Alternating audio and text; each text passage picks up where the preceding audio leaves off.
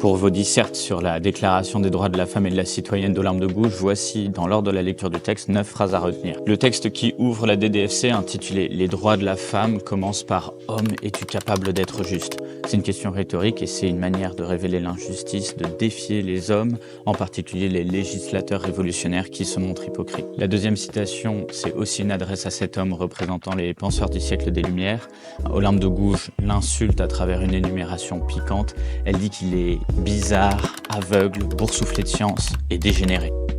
Pour la troisième citation, on passe aux articles. L'article premier est fondamental. Il jette les bases solides d'une société égalitaire. La femme naît libre et demeure égale à l'homme en droit.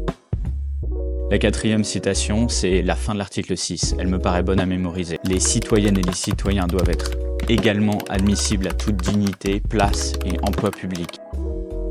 Retenez aussi l'article 7 qui est bon à utiliser en disserte.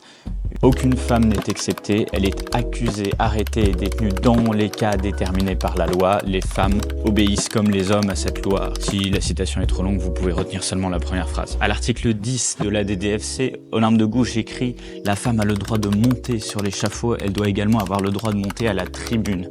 C'est un raisonnement logique et juridique qui passe par deux métaphores et un peu d'humour.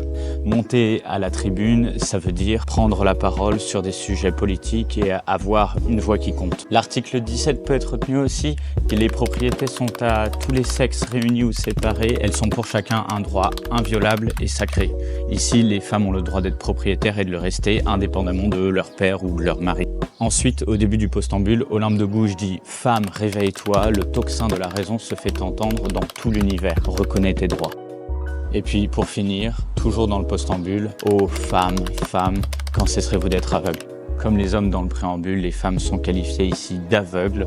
Olympe de Gouges est impatiente de voir les femmes retrouver la vue, prendre conscience des injustices dont elles sont victimes.